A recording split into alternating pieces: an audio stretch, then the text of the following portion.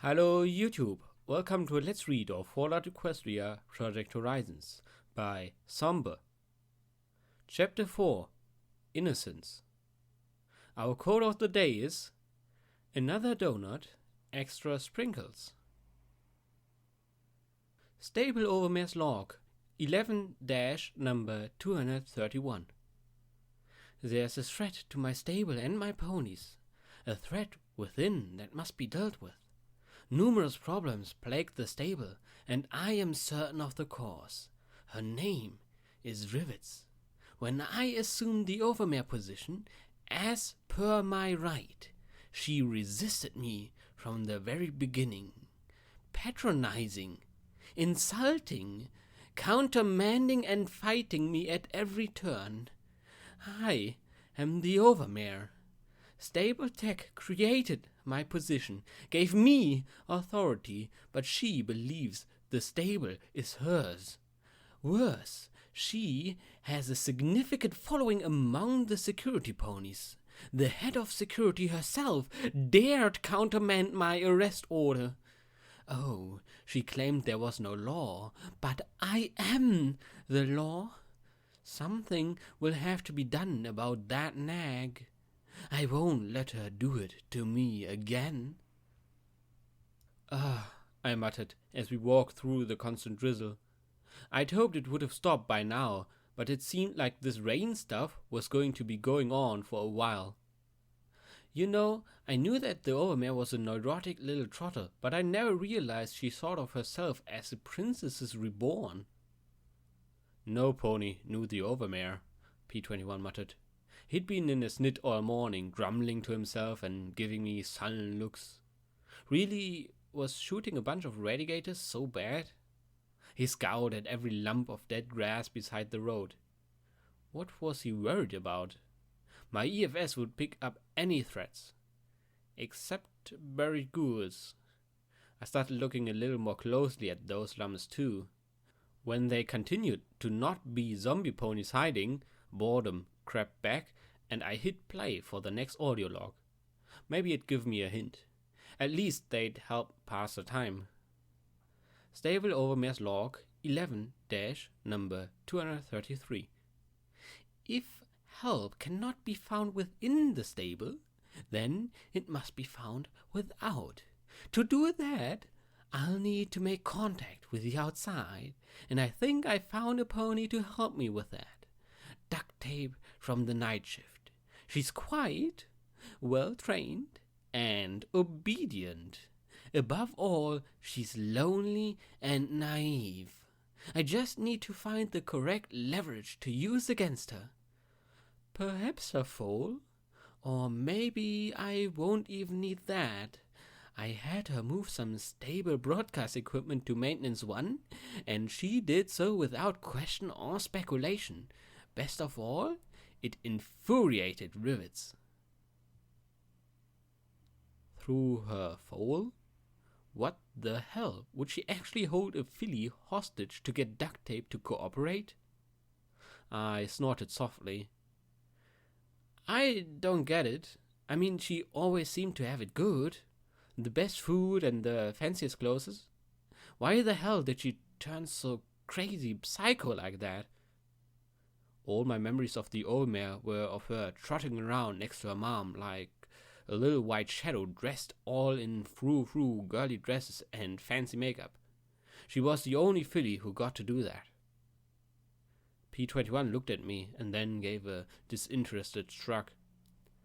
Don't ask me, there's nothing in 99 I want to remember. The next few recordings were a little more than rants against, well, just about every pony. Rivets featured extensively, but my mom was referred to in unflattering terms more than once. Surprisingly, I heard myself mentioned too. Put on C-shift to keep an eye on me for her mother. I could have told her that Mom put me on C-shift because that was when I'd be least likely to embarrass her. Stable Overmare's log, 11-number 238. Duct tape has successfully unsealed the stable. I've placated her by giving her unrestricted access to P21. I will miss my trick pony. You always knew exactly how to relax me. My companion froze in his tracks. I glanced over, but his eyes stared straight ahead like he was in shock or something. I need some pony to go out and find assistance, but who? Her absence would be noticed immediately when she failed to report to her duty station. Oh, of course, a male. He wouldn't have to do anything hard, merely find some pony and help them make contact. I've set up the radio for communications. Oh, I can't wait to see the look on Vivid's stupid face when I retake my stable. He didn't move a muscle, and I cleared my throat. So since you were in the stable, I'm guessing she didn't send you? He blinked, then scowled at my pip-bug. Hey, you're the one that copied the files? I said defensively. He huffed, glowering at the city barely visible far down the road. I reached out a hoof to nudge his flank. P-21, are you okay? He actually jumped away from me, shaking. His leg almost collapsed under him, making him yelp in pain, but he waved me off. Just listen to your stupid recordings and leave me out of it, Blackjack. I don't want to remember her or that place. Leave me out of it. He dug out a syringe of Maddox and injected it in his leg with a sigh. That always improved his mood. I almost stopped, but fuck it. He was going to be in a bad mood either way. Why'd I have to leave Stable 99 with a pony carrying a whole stable's worth of issues? Why not U14?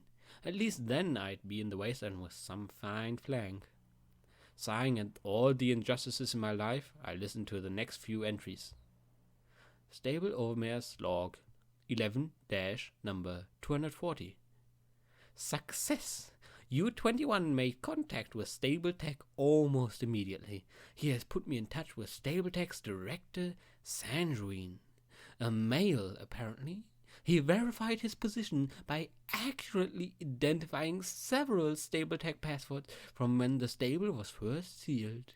He was quite sympathetic to my needs and assured me that once the stable was back in my hooves, Stable Tech had no interest in interfering. His only price for assistance was a file in my databases. I suspect deception, but I have no alternatives. I will put duct tape on extracting this file. I wondered why the Overmare made these recordings in the first place. Each of them was damning, but maybe she'd been so power mad that she didn't care. The next 10 were all boring rants about just how the Overmare planned to punish us all for our disobedience. Even I got mentioned once for failing to lower my eyes respectfully. Stable Overmare's log 11-number 250. Duct tape's progress has been infuriatingly slow. I filled her head with all kinds of ideas about her life outside the stable, as if she'd ever have such a thing. What would be the point in such a life? Who would do her duties here? Still, the foal is besotted with ideas that may be distracting her from progress. Perhaps I should allow her a step outside to refocus her efforts. Stable Overmare's log 11-number 251. What a difference 5 minutes can make to a pony's focus. I truly believe duct tape will extract this EC-11-1 for Sanguine now. She's determined to get her reward. A life on the surface with my trick pony. Good. Sanguine is becoming impatient about the delays. I don't want the stable tech to do something premature. The less shock to my stable, the better. I've already approached Daisy and the other C-shift security ponies and made sure that they'll aid me. Except Blackjack, of course. Unfortunately, Jin Rami's daughter remains as oblivious as ever to the stable around her. I snorted. I'm not oblivious. Then I tripped on a chunk of asphalt and went sprawling on my face. Okay, maybe a little oblivious. I glanced at P21 again, but he was doing his best to ignore me now. I remember Duct Tape being so perky and focused. I'd never have guessed the reason why she was so glad to spend hours in Maintenance 1. Stable Overmare's log 11-number 259. Finally! Success! Everything is ready. Duct Tape has completely extracted the files from the stable text system into one terminal. She nattered on for hours about the size, complexity, and difficulty for extracting the files. I've notified Sanguine that everything is ready. He's sending a representative Deus along with his own security ponies. So nice to see another overstallion extending me proper courtesy. As I recalled, Deus's courtesy involved a few pins of semen, likely not what she expected. After listening to this, though, my sympathies were pretty played out. Stable Overmare's log 11-number 260. The traitor! The little traitor! I select her, let her go outside, and she dares insist that I give her her reward. How dare she? How dare she? She's placed some sort of encryption on EC1101 and refuses to lift it, even when I threatened to throw her and her little filly aunt the recycler. Silence may stay her for now, but Deus is on his way. He'll be arriving any day now. What to do? Sounds like Duct Tape took your little "don't trust her" speech to heart, I said with a chuckle. Yep, P21 said mirthlessly as the next recording played. Stable Overmare's log 11-number 261. Duct Tape has been disposed of. The sabotage terminal worked far better than I anticipated. I had to finish her off with my own hooves, but I doubt any pony will check the body. She'll be in the recycler by morning. I've now tasked the entire data management team of the stable with breaking the encryption. I have no time to waste. Deus is outside of the stable. P21 sighed softly. And my advice cost her her life. I watched him, his odd mask-like expression. What was he thinking? Did you like her? He glanced at me with a cool look. She liked me. That was all that mattered. That's not what I meant. I mean, goddesses. Could I slog through an awkward conversation or what? He looked at me and sighed. She helped me. That's something only one other mare's done. So I'm thankful for that and sorry she died, but no, I didn't like her. Not like you're asking. The next few recordings became more and more hysterical, screaming, crying, and desperate rants. Half of them involved the Overmare begging some pony not to hurt her. The other half about how killing her was the only thing she could do. Finally, the last log. My log. It's time. Sanguine can worry about the encryption himself. Blackjack is meeting with Rivets as I record this. I have no doubt that the coup is imminent. Deus has several dozen ponies ready, and now I must take back what's mine. And if I don't act now, then I am certain that tomorrow I'll not have a stable. I will not be the final Overmare of Stable 99. This is my stable, and no pony shall ever hurt me here again. Not her, not any pony. Hurt her? Who hurt the Overmare? She's the Overmare. No pony could ever touch her, I said. I shook my head. P21 walked pensively beside me, hanging his head a little. You're blaming yourself for Duct Tape? He looked at me sharply, then sighed. If I hadn't prompted her to act, I wonder if she might have survived the attack. From Deus and the others' actions, I don't think any of us was supposed to survive. I sighed as I closed the Overmare's logs. I'd hoped that I don't know, give me some kind of hint about what I was supposed to do next. Well, that sure was worthless. Worthless? P21 sounded surprised. That told us a good deal. Huh? Well, it just confirmed to me that the Overmare was crazy. What did all that tell you? P21 sighed. First, that this Sanguine was probably watching the stable before U-21 left it. You know how dangerous this place is. A lone stable unicorn wouldn't have lasted long. Second, Sanguine has some links to stable tech. The Overmare confirmed that with his codes. Third, he clearly had a grasp of the Overmare's psychology. I suspect we are looking for some pony who spent time in the stable themselves. Fourth, he got established contacts with Reapers and Raiders. Deus might have been brutal, but he also showed restraint rather than charging through and killing everything. So we find and kill Sanguine and we win? Sweet, I love a simple plan, I said with a smile, hoping to get one in return. Even a little one? He gave me a flat look. Was he born with that face? Okay, so probably not simple. What about Deus? What do we find him? Did you forget those guns he's carrying? Not to mention that he might have another small army of raiders and reapers with him. I'm happy never seeing him again, P21 said firmly. I think our best bet is to try and find out what the heck EC-1101 is. If we learn that, it might tell us who Sanguine is.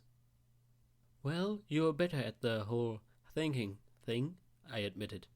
There was one other goal on my list, but I really didn't want to talk about it just yet. If I could, I'd just make it a surprise. For the moment, we need guns, bullets, and caps. Yeah, but it's not like we're just going to happen across some place we can just... He trailed off as he saw my grin. His blue ears drooped. Red bars? That way, I said, pointing off to the side of the road with my security baton. I gave the baton a swing with my magic. The metal was definitely dinged up, but still serviceable. I definitely would have preferred a firearm of some sort, but this would do. He sighed and shook his head as he followed me. Seeking out death and danger for fun and profit. What a life. It's a life, I replied. And that's what you wanted, as I recall? That drew a small smile. Keeping a tight grip on the end of the baton, I prowled through the woods and underbrush. But just in case this is something nasty, be ready to run. Again with a running plan. Always a running plan, never a sneaking and avoid a fighting plan, P21 whispered as he limped along behind me. Then I heard the sound of something moving through the brush. Not a bloatspite buzz or a rat of snuffling or a ghoul scream. It was clicking with strange beeps. Step by step I advanced through the dead trees. Suddenly a metallic equine had emerged into a gap between the trees. Then it swiveled and looked at the both of us. Its eyes flared like a pair of angry rubies, and from it poured atop its head flashed a bright red beam that left a smoking black line on the leafless trees around us. I remembered Scoodle mentioning robot ponies. Well, now I had a real killer robot in front of me. Keep back, I said quietly, having no clue how well it could hear us or understand us. Then I hustled to the side, trying to move close enough to bring my baton to bear while avoiding the flashing lines of fire. The red sickness wasn't helping, but the machine was slow and its magical energy beam had a few seconds recharge time between shots. The baton made a resounding clang of metal on metal as I ran around it as quickly as I could. Despite being made of metal, I could definitely hear the sounds of more brittle interior parts crackling with each strike. Finally, my telekinetic backswing crushed the firing port over its head. Something inside whined, and then there was a small eternal explosion. It popped and crackled and then slowly fell over as acrid smoke rose. I think I prefer raiders. They at least carry loot, I said sourly as I looked at the plate on its chest that read, Robe Bronco. Well, there might be something worthwhile, P21 said as he drew a screwdriver and carefully removed a smoking plate. He carefully withdrew several components, a small container of crushed crystals that were apparently ammo of some sort, something called a spark battery, and quite a bit of scrap electronics. Still, it was better than a poke in the eye. Why do I have to think that? My eyes were itching like mad. While he finished, I continued forwards towards more red dots. The dead woods ended abruptly at a crumbling concrete wall. At least 4 or more red bars crawled around my EFS. I could hear their dull metallic footsteps on cracked concrete. Slowly I made my way around the wall till I spotted a rusty gate hanging open. Keeping the EFS on the robot I heard on the far side of the wall, I waited till it was passing before stepping into sight. Its eyes flashed red as its head rotated to face me. I hit sets at once and, as before, only 3 blows of the machine's head. Fast as I was, as I made the attack, the beam proved faster and scorched a line across my neck. The 3rd blow snapped something vital, and the entire head peeled off. 1 down, 3 to go. I carefully peeked around the gate. The 3 remaining robot ponies were walking much closer together. I swallowed, rubbing the burn along the side of my neck. I'd just gotten my head together. I didn't want to lose it entirely. I pulled out the last grenade and swallowed. I could see their bars on EFS, and soon I heard the slow plodding steps. I pulled the stem and telekinetically dropped it on the far side of the wall. There was a muffled crump, and 2 of the hostile marks disappeared. Stepping around the gate in the wall, I wasted no time finishing the last one off. As P21 emerged from the yellow underbrush, he looked at the wreckage. These have been outside for a while, he commented as he nudged the rusty plate with his hoof. All the ponies had dented plates from bullet impacts. I guess they weren't made to resist being attacked by some pony with a heavy metal stick. Design oversight, I agreed as I looked at the large concrete building on the other side of the wall. 2 stories and apparently reinforced. Then I noticed the bodies at the door. Not decades or centuries old. These were fresh, pungent, and swollen. I approached the 2 corpses while fighting the urge to retch, but even that was suppressed at the sight of the wings sprouting from their sides.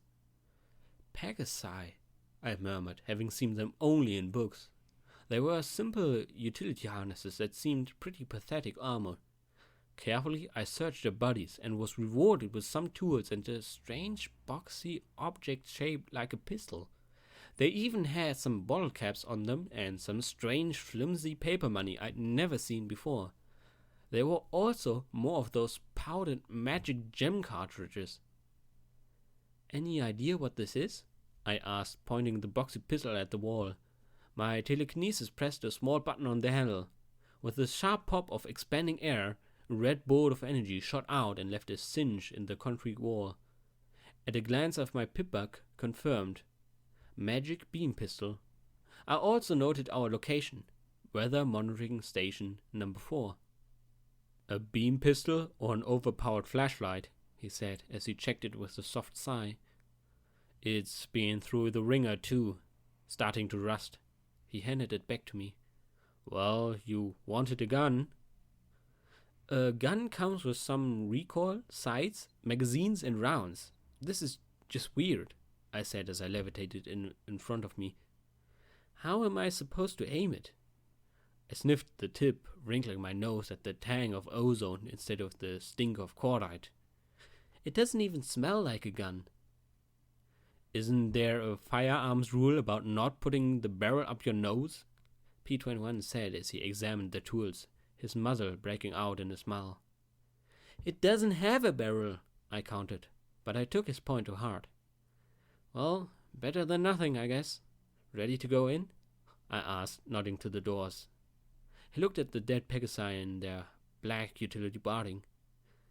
I'm pretty sure these two died trying to get out. Well, since they didn't have anything expensive on them, we can assume that anything valuable is still inside. As well as whatever they were running from, he added. When he saw my grin, he gave a soft groan. Try to be careful, Blackjack. Sure, be back in 5 minutes, I replied, grabbing the door handle with my magic and pulled. It barely squeaked open enough for me to squeeze through, and when the door slammed shut, I found myself enveloped in pitch black. No, not pitch black. There was some light, despite there being no windows. Everything was outlined in a strange dim amber glow. Emergency lighting? Maybe the Pegasi had done something? Thin, delicate bones crunched under hoof, making me wince at their loud snaps. I didn't take much time to explore the reasons as red bars began to move ahead of me. The robotic ponies clanked in my direction with more haste than I expected. Nothing for it, I'd have to use the strange energy weapon before they turned the hall into a shooting gallery.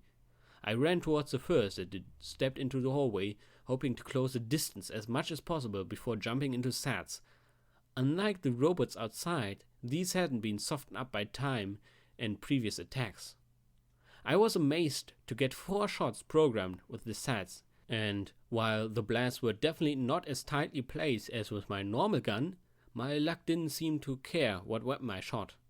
A round went through the beam gun atop the robot and made the machine's head explode in a flash of sparks.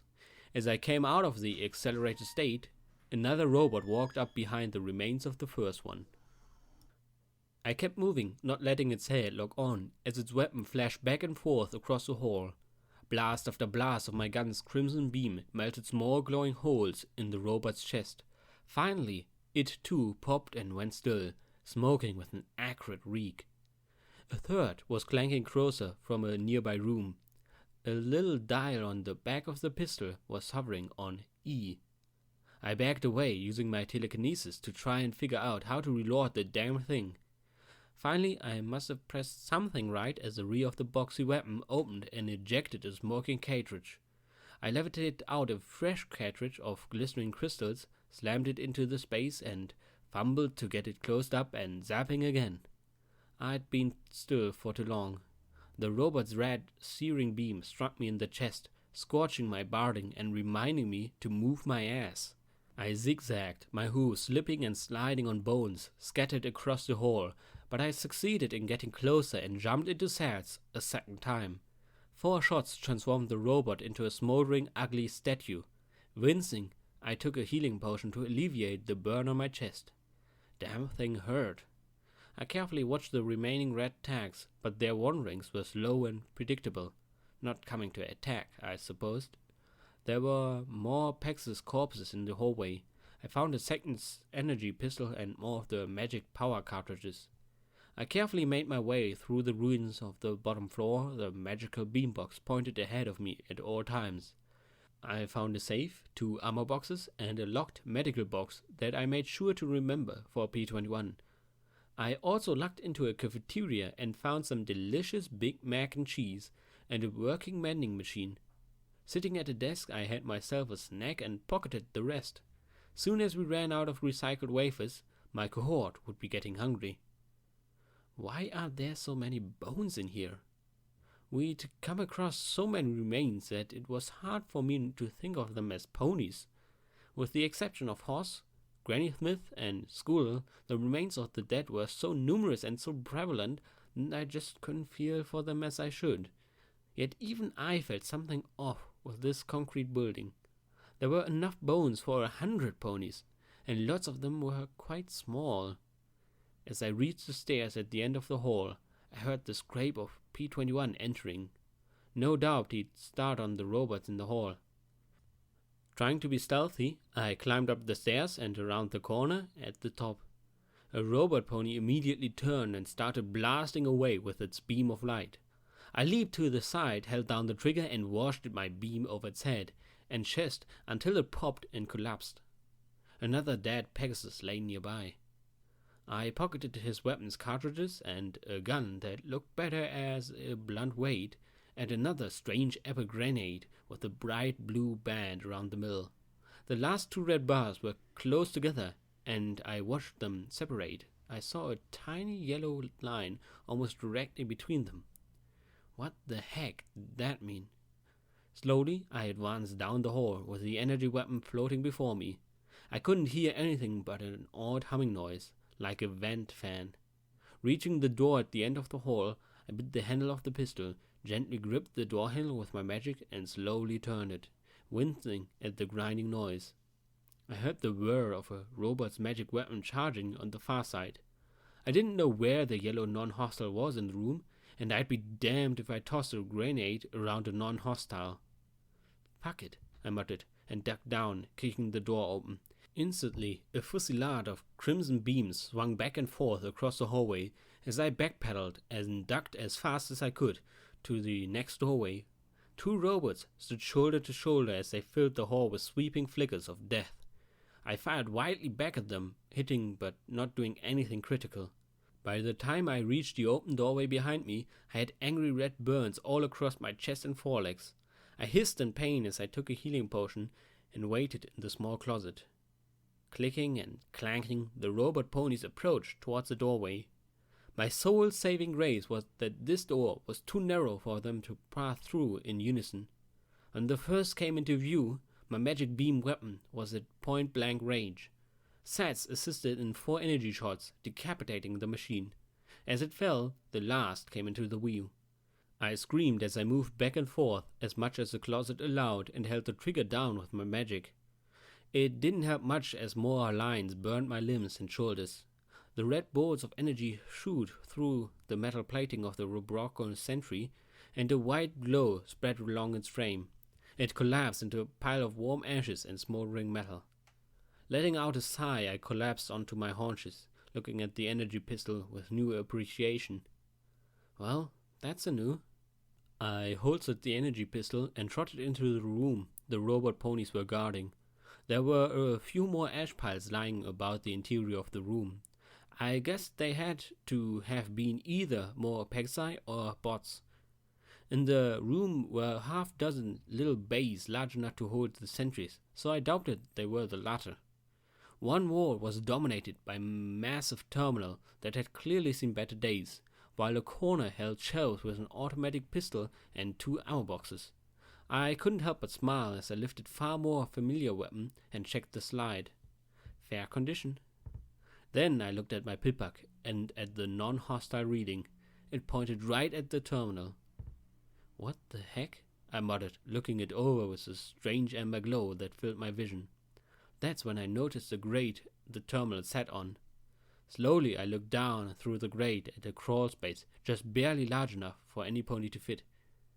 "Hey? Hello?" "Are you okay, Blackjack?" P-21 shouted from the hall behind me. I walked along the grate to the corner of the room where a little hatch lay open. "I think some pony's in here," I said as I carefully lowered my head and peeked into the space. My amber gaze saw the many cables of the terminal, but hiding behind them was a small pony shape.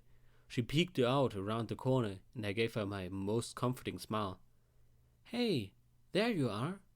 Her eyes widened in terror, and she moved her head completely out from behind the cable. My smile vanished as I looked at the boxy business end of a magic beam pistol. The yellow mark turned red as she screamed around the clenched handle, and my world became filled with a red light. "She shot me," I groaned, my face spotting an ugly black burn that ran from yaw to ear. It looked like my luck was enough to preserve my eyes. Was not getting shot in the first place too much to ask? I looked at the Pegasus, scowling. "You shot me, in my face." I pointed at the burn, making her wince. My already messed up vision was even more out of whack as I waited for the healing potion to take away some of the pain and injury. "What is it with people shooting me when my guard's down, huh? That's twice in 2 days. "Blackjack," P-21 said softly. "She was alone, starving, dehydrated, and to be honest, I probably would have done the same." Is this more of that I can't trust myself with guns around you? I asked as I sipped the sparkle cola. Given how much radiation I'd sucked up recently, the trace amounts didn't worry me. There's a bathroom down the hall. Go look in the mirror, he said as he took out my last bottle of purified water and rolled it to the Pegasus curled up in the corner of the room next to the hatch. I had no clue how P-21 got her to surrender her weapon, but she did. It was all she'd done since P-21 had patched me up. I walked down the dimly lit hallway and into the bathroom. Most of the mirror had been broken out, but there was enough to let me see. What the fuck? Since when did my eyes fucking glow? Now that I was paying attention to the amber light, it wasn't the result of light sipping through the boarded over windows or emergency lighting. The light came from my eye sockets, as if I had a little pip lamp glowing in the back of each. Well, fuck, I said lamely as I finished the bottle of lukewarm soda. After everything that had happened in the last 3 days, I'd finally reached the point of numb acceptance. My eyes were glowing. What could I do about it? I returned to the terminal room, looking at the Pegasus in the corner. Given that my eyes are glowing, I'd say shooting me was no harm, no foul. This time, I said as I looked at her while she sipped the water slowly. She looked pretty ragged. Her black coveralls were torn and stained in waste. She didn't look like a wastelander. In fact, she looked more rattled than the Crusaders. I'm Blackjack. He's P-21. She didn't say anything as she stared at me with very bloodshot eyes. I glanced at P-21 as he struggled with the locks on the cases I'd found downstairs before looking back at her. She didn't say a word. Even with my bip-buck lamp lit, my eyes must have still been glowing. Look, I'm not going to hurt you. If you want to go, then just go. I stood up and carefully stepped aside. The silver-gray Pegasus slowly started to crawl for the exit as I walked to P-21 on the far side of the room. I waved my hoof as if coaxing her to go if she really wanted to. I didn't envy her odds alone, but she disappeared down the hall. I let out my held breath. Well, good luck, I silently wished. P-21 glanced at me and shook his head. What, do you think I should have shot her or something? You spared that raider and got shot in the back, he said softly. Yeah, and I tried to help her, and I got shot in the face. In my fucking face. Still, not going to tie her up and keep her as a prisoner. She wants to go, then she should just go. I rubbed the burn, feeling the magic healing the damage quickly. I tallied up how much I just owed him on healing potion he'd found, stashed away or locked up. I looked at the massive terminal. So, any clue what that thing is for? No idea, he said, as I started to drink my last sparkle cola. Darn things were addictive. Enjoying the warm, carroty taste, I glanced back down the hall. Our Pegasus hadn't run far. I guess she had probably encountered those Pegasi in the hallway. It's on security lockout. He glanced at the piles of ash and the robot recharge bay. I guess they failed to enter the right password. That activated the sentries. And that meant there was no chance to hack the terminal without ending the lockout. Great, I muttered as I spotted another Pegasus skeleton in the corner. It wasn't the species though that made me curious. It was the sight of the weathered recording cartridge under its bones. Carefully, I levitated it and connected it to my pibbuck. Maybe some pony happened to mention a security override, I said as I started the playback. The recording was clearly old, but I heard a dull chuckle. Yeah, dude, Rainbow may be hot, but, you got no chance, man. Dude, isn't she like the spokespony for mare riders? Yeah, I hear that. So you check out my score in the last basketball match with Monday to 1? Yeah, we kicked tail thanks to yours truly. Hey, what happened? Suddenly I could hear noise, a deep reverberation, and the sucking sound that transformed into a roar. The recording crackled and snapped with staccating and buzzing noises. Suddenly a male spoke out in a tense, thick voice. This is crazy. The hoof is fucking gone, man. It's fucking gone. There's green fire shit everywhere. No pony knows what's going on. Fuck, man. Game over. The recording broke off in a harsh crackle that made me wince. After some more static, the bug's voice returned. I got a whole bunch of kids from the Fluttershy clinic south of here. We need ponies to fly them out. Get them to the Shadowboat Tower? Thunderhead? Somewhere. Come on, you fuckers. I know you can hear us. I got a transmitter and power. Fuck. Answer me, you fuckers. He screamed into the recorder, his voice breaking into a peal of static. When it returned, he was coughing. Fuck. It's so quiet outside.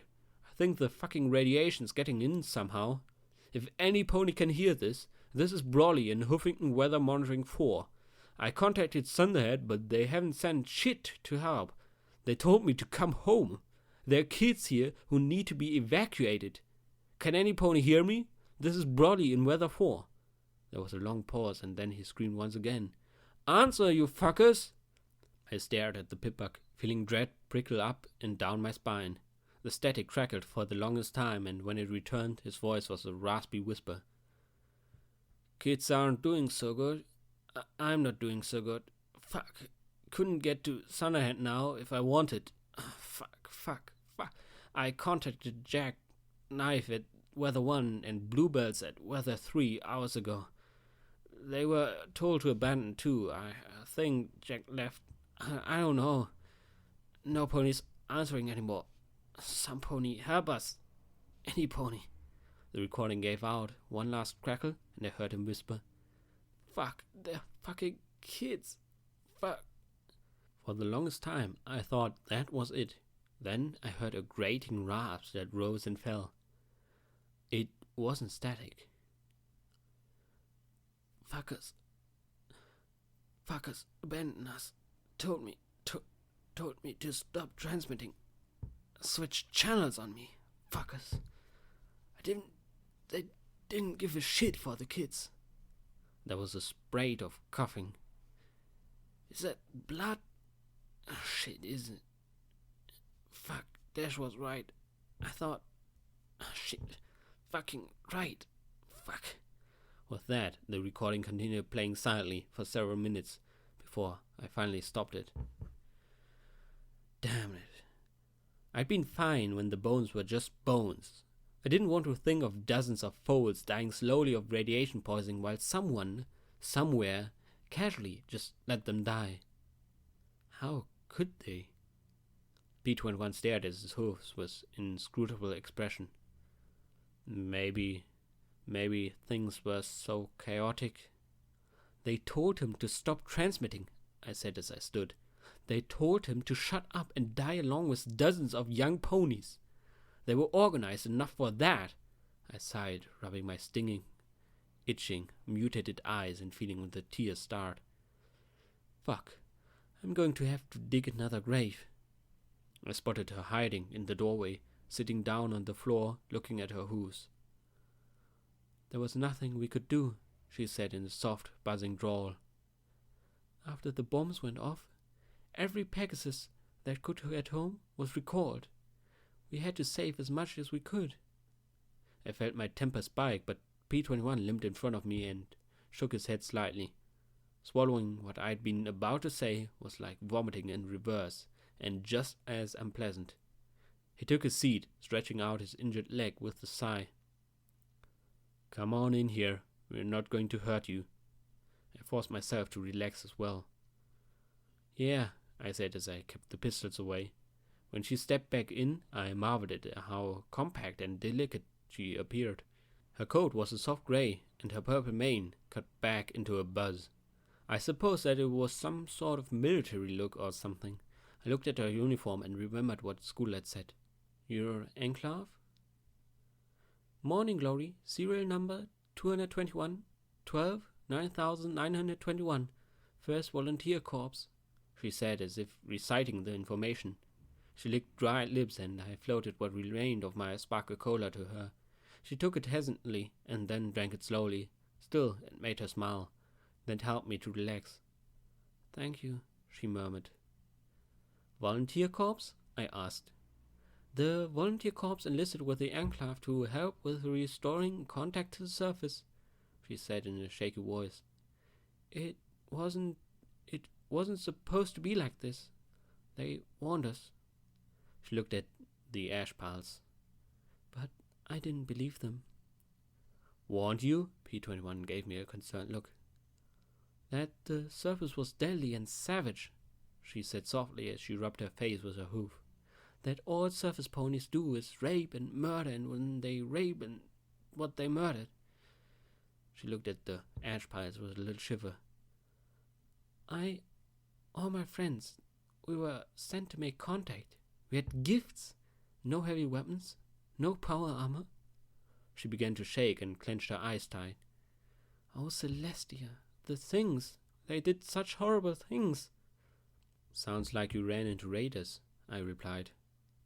Half of us they slaughtered and ate. Some were still alive. We fell back here, and when I detected the transmissions, we couldn't access the system though, and then the sentries activated. She clenched her eyes shut. I'd crawled underneath to connect the power. I heard them all die. She started shaking again. Hey, breathe, Glory. Just take some deep breath. I gave P21 a long look before I tried to put her at ease.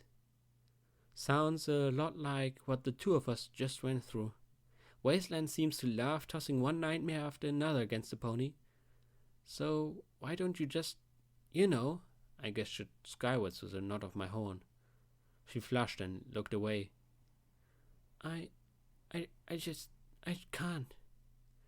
Okay, psychological trauma and distrust. I knew exactly what this called for. Want to do something about it? P21 looked at me and just groaned. Morning Glory glanced at me and then at P21 in confusion. What do you mean? If you ran here, those raiders' camp can't be far. I say we go and make sure they don't eat any more ponies, I said with a sure little grin. Trust me, hunting raiders is pretty... I rolled my eyes, tapping my hoof thoughtfully. Help me out here, P21.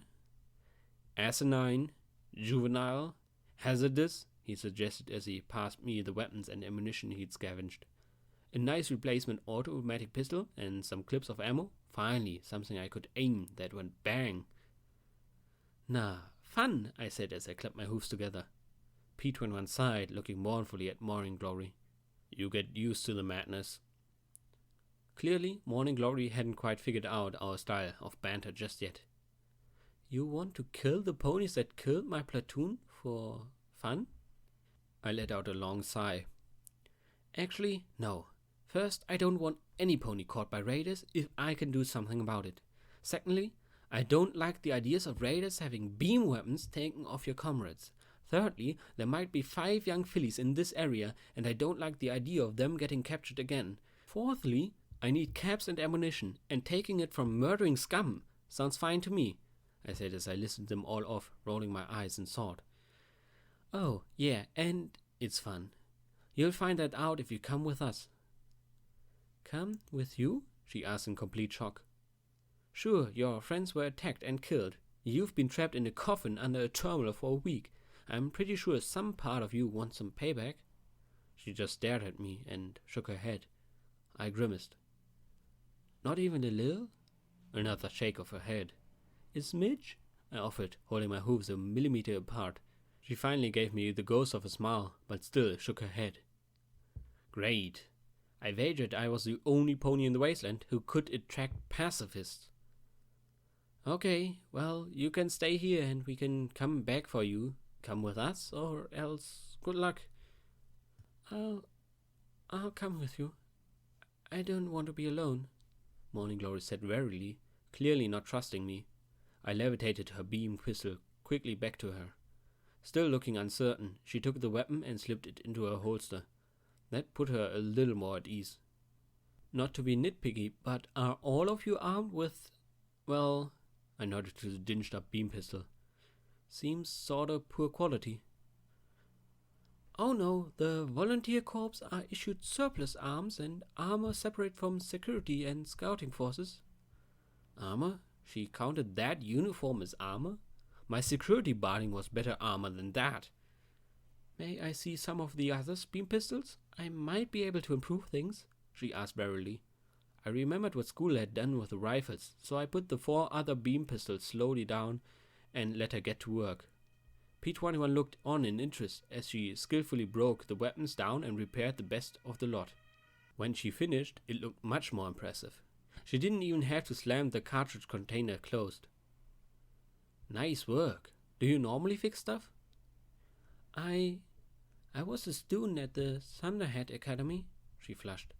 There were some protests, nothing serious, just a lot of us wanting to come down. That's why the volunteer corps were established. And ripped to pieces by raiders. Convenient. Something about this all just stunk. So the Enclave came here to help the wasteland. They let volunteers like you come and help out. They give you old weapons and uniforms. Did they even train you how to use them? I had a 2-week training and survival course, she said defensively. Right, and then they send these volunteers on a peace mission to raiders? If that was incompetence, they deserved an award for the sheer scale of it. I had a real bad feeling that it wasn't incompetence. Did their scouts miss his severed heads and mutilated corpses? I glanced over at P-21, but he looked grim as well, as he gave a little shake of his head. Morning Glory was young, traumatized, but still innocent. Maybe it was just paranoia, but suddenly I understood why school had been wary of the Enclave. Well, your call, I said, gathering up Broly's remains in a bag. Outside I found a tree and cleared a hole at its base with my horn. There wasn't room or time to do anything fancy, so I set the bag into the depression and covered it once again. I levitated a pointed rock and scratched it out. Broly. And he tried on the trunk. I spotted both of them staring at me oddly. P-21 had an approving look and Morning Glory simply seemed confused. So, coming with us? I asked as I checked the automatic pistol and my ammunition. Morning Glory nodded, and I looked to her beam pistol, floating several cartridges to her. I know you might not like the idea of shooting raiders, but trust me, try, especially if you see me shooting. Red, it's dead. Yellow, be mellow. As we journeyed back towards the west, I let Glory take some potshots at the bloat sprites. She could shoot when she worked up the nerve. I couldn't begin to guess how she aimed a weapon like that with no sights, but between half a dozen bloat sprites and one radhawk, I was pleasantly impressed. So, just how is the Enclave trying to help? I mean, I haven't seen signs of swooping Pegasi flying over and laying waste to every raider that pokes their head out, I said, glancing to the sky. Big mistake. I staggered so hard I ran into Morning Glory, nearly knocked her over. Sorry, I muttered, getting my gaze below the horizon again. Well, we are trying to assist by providing food and clothing to the locals around the skyport. There's been diplomatic missions as well. Like a mission to get friendly with a bunch of raiders? What geniuses saw that up? We also try to offer free medical assistance. That got my attention as I glanced back at P-21's limp. Really? That's generous, I said. He was in such a pain that he just grunted his agreement. Unfortunately, there's many factions that appear to be quite hostile to Enclave activities. The Steel Rangers in particular have attacked us at the skyport. There's a lot of distrust I simply can't understand. Why won't ponies let us help? Morning Glory's frustration was clear. Personally, I wasn't opposed to the idea of helping folks who needed it, but there was something off with the Enclave's offer. I kept thinking back to the Overmare's recording about this Sanguine giving her everything she wanted. Generosity didn't come cheap here. There was some irony in that the waiters were based out of a donut shop along the road from Withers. If I hadn't made that detour, we'd be facing much stiffer resistance. A faded brown unicorn held a ring, and the chipped lettering read, Pony Joe's. How cute. They'd nailed body parts to the hoof as sprinkles. Artistic and grotesque. The pip-bug detected only a sole hostile wandering out the back door. I glanced at P-21. This would be a lot easier without him giving the alarm. I slowly slid the baton out of his holster. What if he's... Morning Glory whispered hoarsely. Innocent? Unarmed? I looked at the raider as he squatted beside a ditch. Pip-Buck, red as red. I closed my eyes. What was the difference between me and the raiders, besides that I seemed to have a little more discretion as per my Pip-Buck? If I didn't have that convenient red bar, would I be as much as a murderer as the raiders? If he gives up, fine. I approached as quietly as I was able, baton floating beside me as the raider let out a rather epic bowel movement. He'd probably have to kill it with a shovel afterwards. Fortunately, he brought one jagged, blood-stained edge. The reed made me gag, but I closed the distance and was quite glad he finished. He muttered something sounding like a language of strung-together obscenities as I gripped the baton even tighter and poked him with my hoof. Hey. He froze and slowly turned to stare at me. One eye was swollen, pus-dripping mass that he couldn't close. The other pupil was so contracted I wondered if he was blind. He slowly grinned, revealing teeth sharpened to points as he started to giggle. Don't, I warned as his giggles grew louder and louder. Don't, I repeated through gritted teeth, but it was too late. He jerked his head, grabbing the handle of the shovel.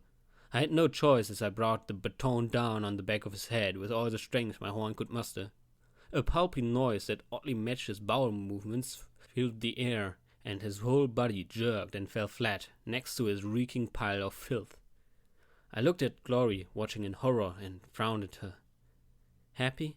I asked, as I pointed at his frozen, maniacal grin with the baton. She looked away, and P21 gave me a look that read simply as, "Not fair, Blackjack." I didn't care. I didn't want to discuss the equinity of any pony so crazy they adopted radical new styles of dentistry to suit their dietary habits. Now, I'm going in there. If I have to get out fast, I'd really appreciate if you could be ready to cover me. I didn't look to see if she'd nod or not. Hopefully P21 would get through to her. She'd shoot me in the face, but didn't want to kill a raider. Fuck, fuckity, fuck, fuck, fuck. I carefully opened the back door to the diner. Old donut-making equipment stood coated in black and crimson sludge. The stench coming out the door was so intense that I almost retched. Flies buzzed over every surface, and there was an industrial mixer with limbs sticking out. There seemed to be more than a few wings.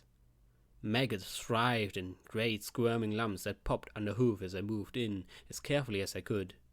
The knot of raiders seemed to be concentrated in the dining area. "Squaw!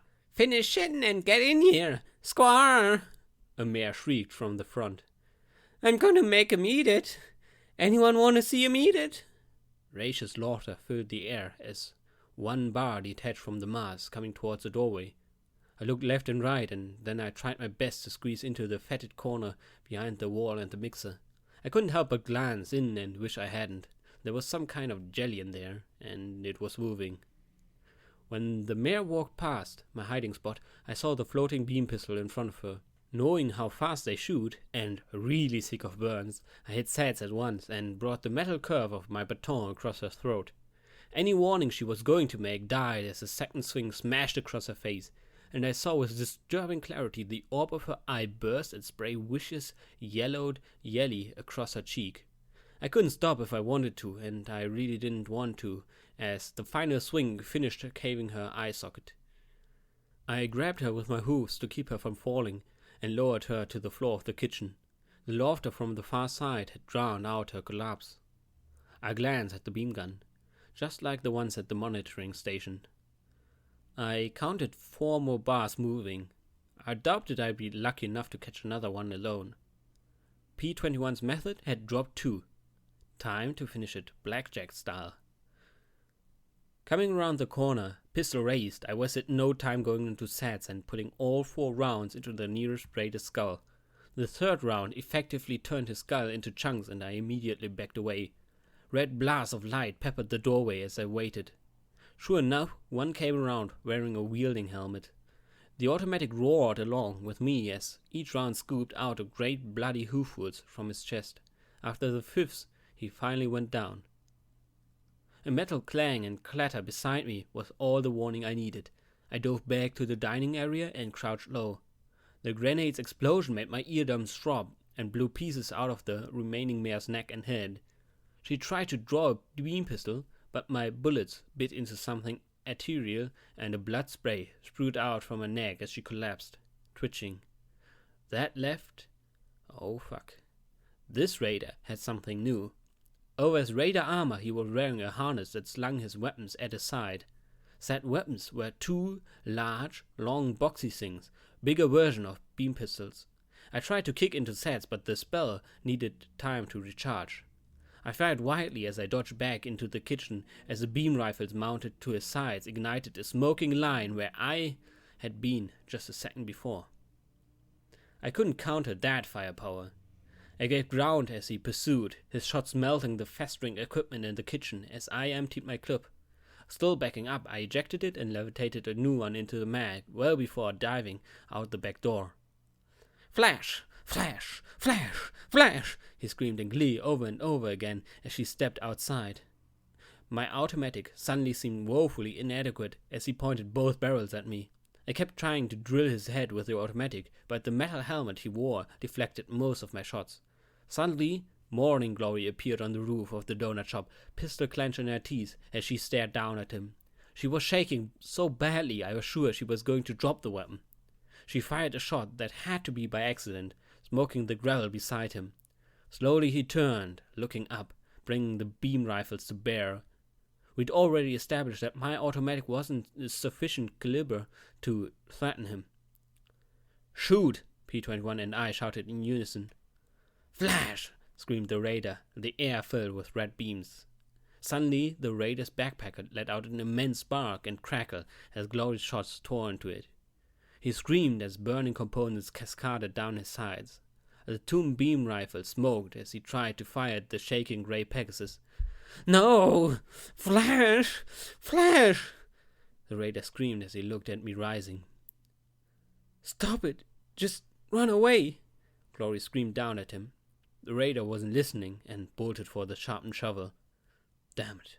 I raised the gun again, trying to find some vulnerable place to drop him, as he picked the shovel up in his jaws and began to swing at me. I went through a second clip before the sharpened edge sliced almost exactly opposite the burn that Glory had given me. Fuck. Was it too much to ask to watch her face? I drank my last healing potion and went to reload. 2 bullets? Fucking 2 bullets? Not good. I used sets to place the shots in his head. Effective, but not fatal. He seemed not to feel the slightest bit of pain as he stepped the shovel edge into my upper foreleg. I drew my baton, hoping it could finish him off. Suddenly, Glory appeared above him and fired every single shot left in the beam cartridge. One shot seemed to consume him in a bright red glow that fully engulfed him and sent him collapsing into a heap of ash at my hooves. I scrambled back as Glory continued to fire, tears on her cheeks as she landed. When the gun was empty, she spat it out, screaming at the smoking pile of ash. "I only wanted to help! I wanted to help!" She then shook and voided her stomach as she staggered to the side, weeping. I did the only thing I could. I put my hooves around her and held her close, as she shook and whimpered over and over again that simple plea. Me too. The wasteland made murderers of every pony. She is an emotionally unstable and naive liability, Blackjack, P-21 said when we found a trailer to hole up in for the night. It didn't do much more than keep the rain off us. P-21 had only been able to strip the weapons of the raiders and find a number of mixed round and other lousy weapons before he'd gotten sick. I tried using a beam pistol for now. We had twice as much ammo for that as we did for the automatic. How I missed my shotgun. "Perfect. She'll fit in fine then," I replied. My leg burned terribly from the untreated slash. Without healing potion, all I could do was hope we came across some help. "I'm not saying to leave her. I'm saying don't let her carry a gun. She nearly shot you as much as the raider," P-21 argued softly. Glory lay curled on her side on the far end of the trailer in her smelly uniform. I'd give sexual favors for a laundromat right now. I'm not disarming her either, P21. There are 3 of us, and I can't be the only one shooting. So unless you're going to start packing... You know I can't do that. Right. Well, she can. She just needs to get her hooves under her hair and some training discipline. As for her ideals, what can I say? I might think there's something off with this whole enclave business, but she wants to help. I do too. Thinks it's the only difference between us and raiders. I had to admit that in 3 days I'd fallen into a somewhat frightening eagerness to shoot ponies. P21 sighed and looked out the window at the drizzle that clanged against the roof in a soft staccato. How long is it supposed to keep doing this? Glory said that it could go on for hours or even days. Packers say I don't try and control the weather down here anymore, remember? That had been a shock to me. I thought that interminable grey-black layer was the sky. Learning that it wasn't, that it was a mass of clouds perpetuated by the Pegasi, really undermined the whole "help wastelanders" argument. Glory hadn't been too happy to admit it either. I didn't particularly mind the rain. It was cold and wet, sure, but the steady noise reminded me of the hum of ventilation recyclers constantly turning over the thick, stinky air. Even though it was depressing, I liked to think that the rain was doing all it could to wash away the bloodstains. Listening to the rain, though, was hardly stimulating, and I quickly found myself bored. I didn't want to listen to the overmare's craziness, though. I switched over to the radio channels, doubting that there was a chance I'd pick up 99's eternal radio signals. Still, I slowly clicked one channel after the next, and then blinked as music filled the dingy trailer. Music in 99 was all stately pomp, reminding us how we should all be loyal to the stable and the overmare. It was never this sweet, pining music that seemed to drive out the gloom before it. Let it go, let it go, let it go, let it go, when pain is all you have, let it go.